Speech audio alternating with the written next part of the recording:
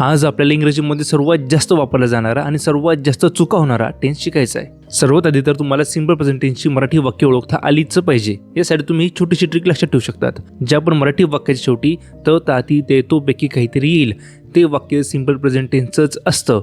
जसं की आता ही सर्व वाक्य सिंपल प्रेझेंट टेन्सची आहेत कारण ह्या वाक्यांच्या शेवटी ताती तेतो पैकी काहीतरी आलेलं आहे। व्हिडिओ पॉज करून ह्या वाक्याने एकदा नक्की वाचून घ्या, समजून घ्या, कारण आता तुम्हाला सिंपल प्रेझेंट टेन्सची वाक्य ओळखता आलीच पाहिजे।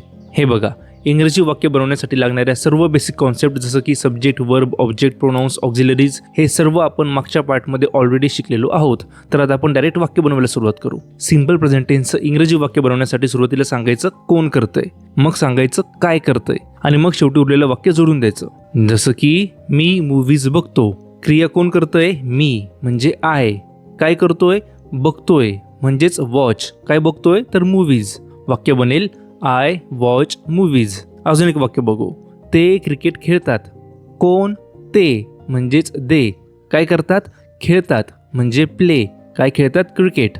तर वाक्य बनेल दे प्ले क्रिकेट। एकदम सोपे की नाही? तर ही आहेत काही एक्स्ट्रा एक्झाम्पल्स, यांना सुद्धा व्हिडिओ पॉज करून नक्की वाचून घ्या। सो आता इथे एक ट्विस्ट आहे। जर आपला subject he, she, it, Raju, Shyam असा एक वचन असेल तर वर्बला एस किंवा ईएस लावावं लागतं। नेमकं एस लावायचं का ईएस लावायचं हे वर्बच्या स्पेलिंगवर डिपेंड करतं। जसं की जर वर्बच्या शेवटी S, S H, C H, X, O किंवा झेड आलं तर त्या वर्बला ईएस लावायचा आणि जर यापैकी काहीच नाही आलं तर वर्बला एस लावायचा। ही गोष्ट नेहमी लक्षात ठेवा। जर सब्जेक्ट एक वचन असेल तरच या गोष्टी कराव्या लागतात, पण जर सब्जेक्ट आय, यू किंवा अनेक वचन असेल तर एस, ईएस लावायचा प्रश्नच येत नाही। जसं की या पहिल्या 3 वाक्यांमध्ये बघा, इथे वर्बला कोणताही एस किंवा एस आलेला नाहीये कारण इथे सब्जेक्ट आय, यू किंवा अनेक वचनपैकी आलेलं आहे। पण तेच या खालच्या 4 वाक्यांमध्ये वर्बला एस किंवा एस आलेले कारण इथे सब्जेक्ट एक वचन आहे। इथे 4थ्या आणि 5व्या वाक्यामध्ये वर्बला ईएस आलेलं आहे कारण इथे वर्बच्या शेवटी S, S H, C H, X, O, Z याच्यापैकी काहीतरी आलेलं आहे। आणि आता लास्ट आपल्याला डोंट आणि डझंटचा रूल शिकायचा आहे। लक्षात ठेवा, डोंट डझंटचा वापर सिंपल प्रेझेंट टेन्सचं निगेटिव्ह वाक्य तयार करण्यासाठी होतो। जर आपला सब्जेक्ट आय, यू किंवा अनेक वचन असेल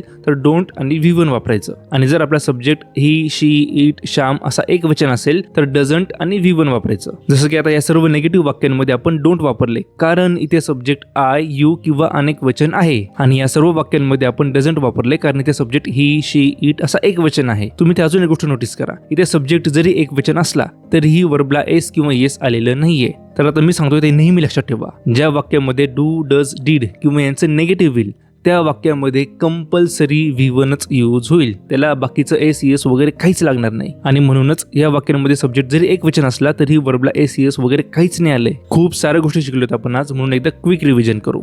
ज्या मराठी वाक्यांच्या शेवटी त, ता, ती, ते, तो पैकी काहीतरी येतं ते वाक्य सिंपल प्रेझेंट टेन्सचं असतं। जर आपला सब्जेक्ट एक वचन असेल जसं की ही, शी, इट, राजू तर आपल्याला वर्बला एस किंवा ईएस लावावं लागतं। नेमकं काय लावायचं हे वर्बच्या स्पेलिंगवरती डिपेंड करतं। जर वर्बच्या शेवटी S, S H, C H, X, O, Z आलं तर वर्बला ईएस लावायचा आणि इतर ठिकाणी एस लावायचा। जर वाक्य निगेटिव्ह असेल तर आय, यू आणि अनेक वचन सोबत डोंट आणि V1 वापरायचा आणि जर सब्जेक्ट एक वचन असेल जसं की ही, शी, इट, श्याम तर तिथे डझंट आणि V1 वापरायचं। तुमच्या सिंपल प्रेझेंट टेन्सच्या सर्व कॉन्सेप्ट 100% क्लिअर व्हायला पाहिजेत म्हणून मी एक PDF बनवली ज्याच्यामध्ये आज शिकलेल्या सर्व गोष्टींची मी समरी दिलेली आहे आणि सोबतच प्रॅक्टिससाठी मी 50 पेक्षा जास्त वाक्य दिलेले आहेत त्यांच्या आन्सरसह। सो जर तुम्ही त्या PDF ची 2-3 वेळा प्रॅक्टिस कराल तर सिंपल प्रेझेंट टेन्सच्या सर्व कॉन्सेप्ट तुमच्या एकदम क्लिअर होऊन जातील। सो जर तुम्हाला ती PDF पाहिजे असेल तर मला खाली कॉमेंट्समध्ये सांगा, मी तुम्हाला ती PDF सेंड करेल। भेटूया पुढच्या व्हिडिओमध्ये एक नवीन टेन्स शिकण्यासाठी। थँक्यू।